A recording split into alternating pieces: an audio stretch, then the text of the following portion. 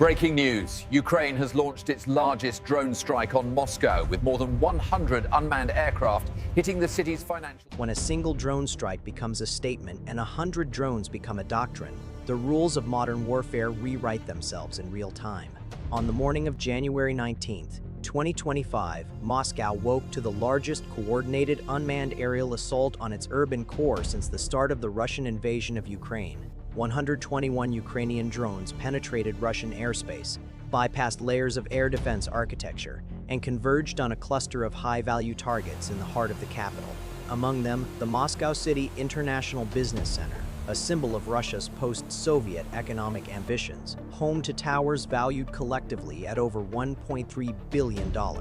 What followed was not just an attack, it was a message, delivered in fire and precision, that the sanctuary of distance no longer exists. This is the story of how Ukraine brought the war home, why Moscow's defenses failed, and what the aftermath reveals about the trajectory of this conflict. Before we continue, if you're interested in deep tactical breakdowns of modern warfare, subscribe now. We analyze what others overlook. Now, let's get into the details. January 19th, 2025. The date is significant not for its proximity to any particular anniversary, but for the cumulative pressure it represents. By this point in the war, Ukraine had already demonstrated its capacity to strike deep into Russian territory. Oil depots in Bryansk, airfields in Engels, power infrastructure in Belgorod, but Moscow itself had remained largely insulated, protected by geography, air defense saturation, and psychological deterrence. The Kremlin had cultivated an image of invulnerability around the capital, a city of 12 million people, a nerve center of political power, financial activity, and national pride. To strike Moscow was to challenge that image directly. And on this morning, Ukraine did exactly that. The drones came in waves, not all at once, but staggered, timed to exploit the reload cycles and engagement windows of Russian air defense systems. The first wave was detected over Bryansk Oblast, roughly 400 kilometers southwest of Moscow. Russian early warning radar tracked the formations as they moved northeast, hugging low altitudes, using terrain masking where possible. Electronic warfare units attempted to jam their navigation systems. Mobile air defense platforms were repositioned along predicted flight paths, and yet the drones kept coming. Some were intercepted, many were not. By the time the first impacts were recorded in Moscow, at approximately 6:43 a.m. local time, it was already too late to prevent the majority of the attack. The target selection was deliberate. Moscow City, officially known as the Moskva City Complex, is a cluster of skyscrapers along the western bank of the Moskva River. It houses corporate headquarters, luxury apartments, shopping centers, and government offices. It is visible from almost anywhere in central Moscow. It is a symbol, and symbols matter in war. The towers struck included Federation Tower East, Federation Tower West, the Mercury City Tower, and several adjacent structures.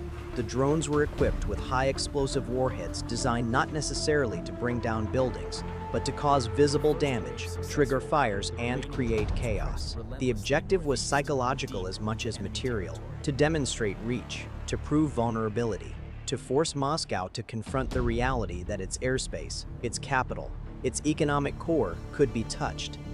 The planning behind this operation was sophisticated. Ukrainian intelligence had been mapping Russian air defense coverage for months. They understood the deployment patterns of S-400 systems around Moscow. They knew the locations of Pantsir short-range interceptors. They tracked the operational schedules of fighter patrols, and they exploited the gaps. The drones used in the strike were a mix of domestically produced models and modified commercial platforms. Some carried radar reflectors to mimic larger aircraft, drawing fire and wasting interceptors. Others flew in tight formations to confuse targeting algorithms. A portion of the swarm was designed purely as decoys, meant to saturate defenses and create openings for the strike drones. This was not a scattershot effort. This was coordinated, multi-layered, and meticulously timed. The launch points were dispersed across Ukrainian-controlled territory. Some drones were launched from mobile platforms in Chernihiv Oblast, others from positions near Sumy, and still others from concealed locations in Kyiv Oblast. The distance to Moscow varied between 500 and 700 kilometers, pushing the operational range of the drones to their limits. Fuel calculations were precise. Flight paths were pre-programmed with waypoints to avoid known air defense clusters. Backup routes were embedded in case of interference, and the entire operation was conducted under strict operational security. No leaks, no premature disclosures. The first Moscow knew of the attack was when the drones were already inbound. At 6:43 a.m., the first impact, a drone struck the upper floors of the Mercury City Tower, detonating against the facade and sending glass and debris cascading onto the streets below. 30 seconds later, another impact on Federation Tower East, then another on Federation Tower West. The explosions were not massive, not like cruise missile strikes, but they were numerous and they were visible. Smoke began to rise from multiple points across the complex. Fire alarms sounded. Evacuation protocols were initiated. Panic spread. Social media lit up with videos and images. Within minutes, the world was watching. Russian air defense units scrambled to respond. Pantsir systems engaged targets over the city, launching missiles and firing autocannons. Some drones were destroyed mid-flight, exploding in the air or crashing into open areas. But the sheer number of targets overwhelmed the defenses. For every drone shot down, 2 more got through. Helicopter gunships were dispatched, but they arrived too late to intercept the main wave. Fighter jets were vectored in from nearby air bases, but the drones were already dispersing or had completed their strikes. The Russian Ministry of Defense would later claim that the majority of the drones were intercepted. The footage from Moscow told a different story. The fires in Moscow City burned for hours. Emergency services responded quickly, evacuating residents and office workers, cordoning off affected areas, and deploying firefighting teams. Remarkably, initial reports indicated no casualties. This was partly due to the early morning timing of the attack, when most buildings were not yet occupied, and partly due to the structural resilience of modern skyscrapers. The drones were designed to damage, not destroy. But the visual impact was undeniable. The skyline of Moscow, symbol of Russian power, was on fire, and the images circulated globally.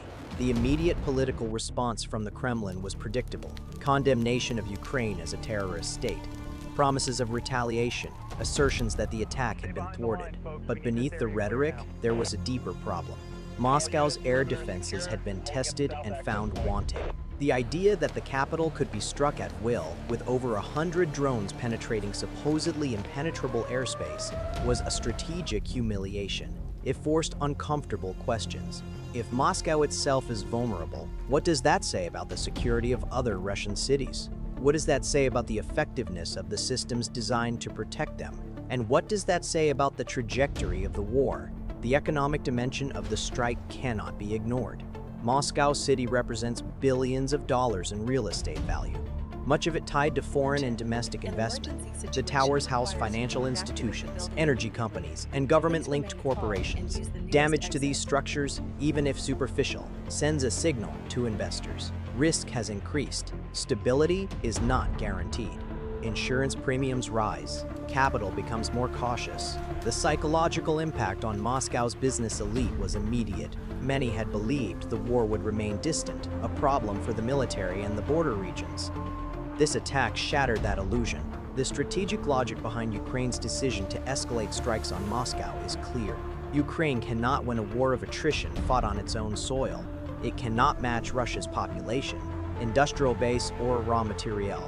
What it can do is impose costs that Russia did not anticipate. By bringing the war to Moscow, Ukraine forces the Kremlin to divert resources to domestic air defense, to reassure a nervous population, to manage political fallout. Every S-400 battery protecting Moscow is one less battery available for frontline operations.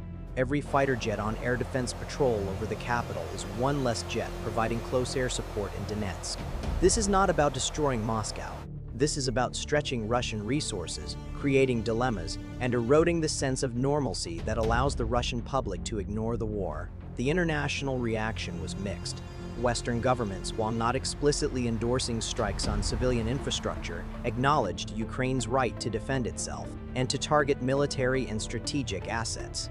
The distinction between military and civilian becomes blurred when the target is a business district that hosts defense contractors and government offices. Russia framed the attack as terrorism.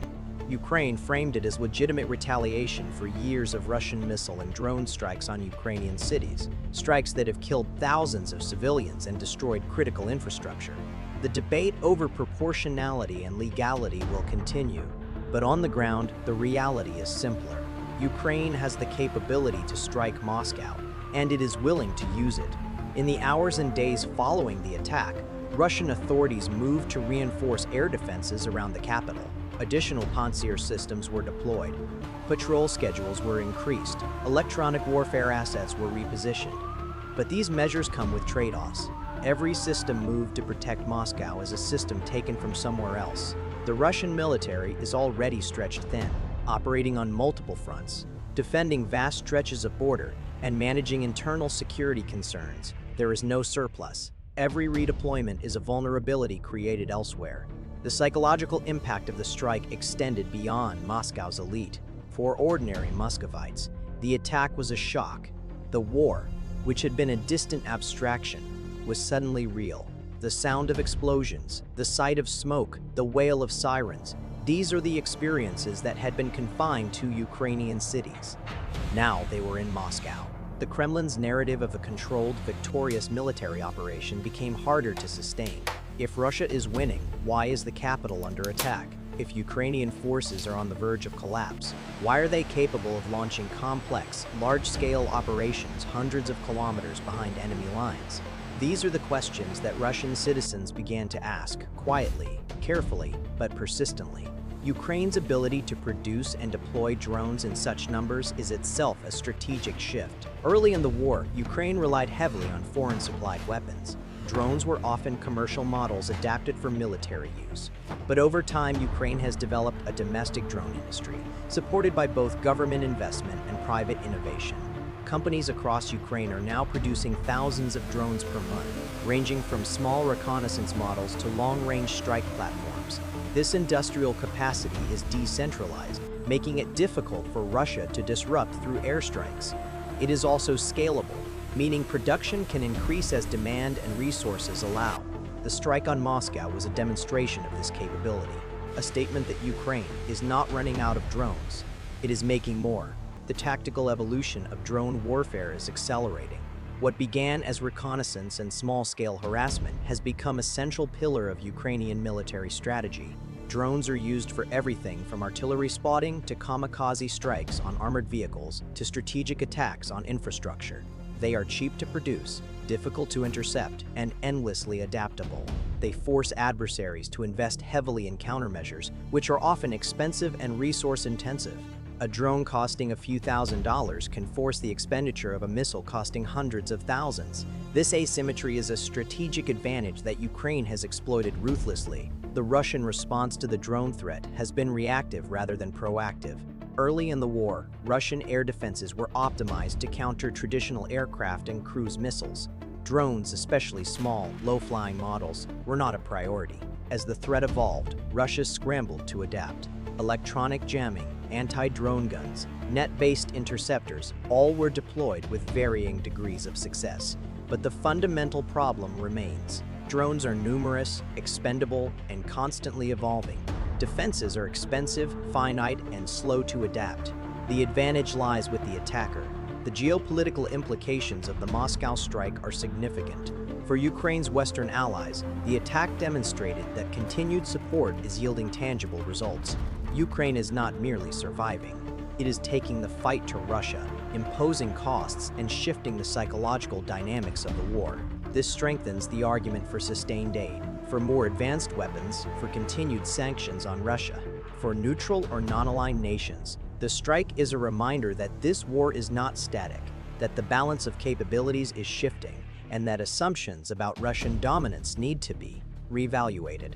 For Russia, the strike exposed a critical vulnerability.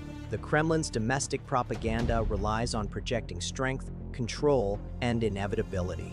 The image of Moscow under attack undermines that narrative. It creates space for doubt, for dissent, for questions about the cost and purpose of the war. These are dangerous dynamics for an authoritarian regime. The Kremlin's response has been to double down on repression, to tighten control over information, to escalate rhetoric. But rhetoric cannot intercept drones, and repression cannot restore the sense of invulnerability that Moscow lost on January 19th. The economic cost of defending Moscow is rising. Air defense systems require maintenance, ammunition, trained personnel.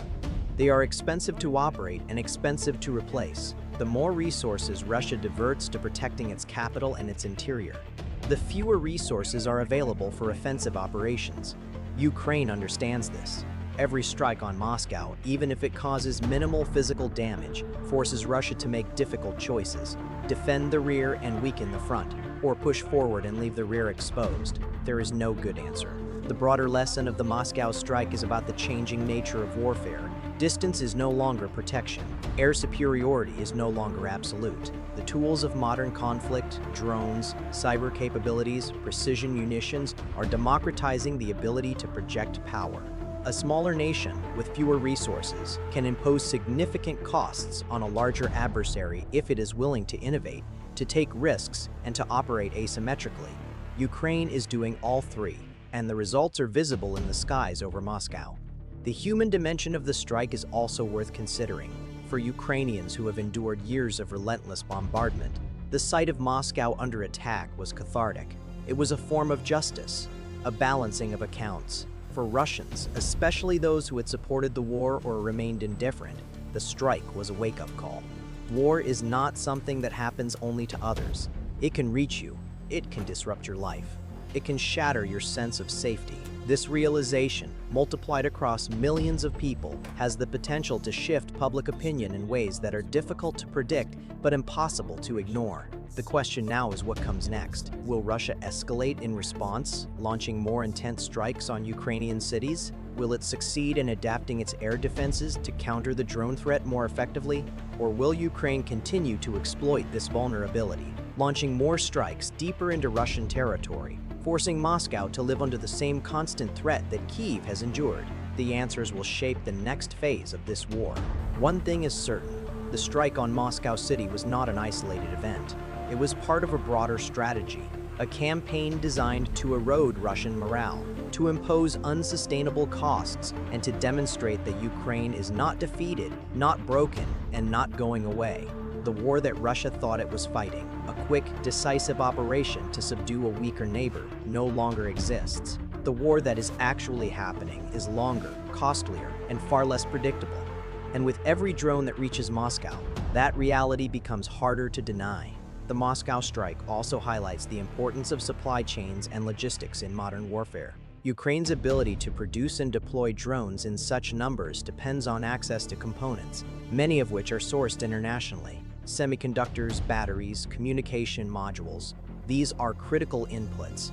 Western sanctions on Russia have disrupted its access to similar components, limiting its ability to produce advanced drones at scale. This asymmetry in access to technology is a strategic factor that favors Ukraine. As long as Ukraine can maintain its supply lines, it can sustain and expand its drone operations. Russia, by contrast, is increasingly reliant on domestically produced or imported alternatives, many of which are lower quality or less reliable. The role of intelligence in the Moscow strike cannot be overstated. Identifying targets, mapping defenses, timing the attack, all require detailed, accurate information. Ukraine's intelligence services, supported by Western partners, have proven adept at collecting and analyzing this information. Satellite imagery, signals intelligence, human sources, all contributed to the planning of the operation. This intelligence advantage is a force multiplier, allowing Ukraine to punch above its weight and to operate with a level of precision that would otherwise be impossible. The strike also raises questions about escalation dynamics. Will Russia feel compelled to respond with a strike of equal or greater magnitude? Historically, escalation in this war has been driven more by Russian capabilities and intentions than by Ukrainian provocations. Russia has already struck Ukrainian cities with everything from cruise missiles to hypersonic weapons to Iranian-supplied drones. Ukraine's strikes on Moscow, while symbolic, do not represent a qualitative escalation in the same way.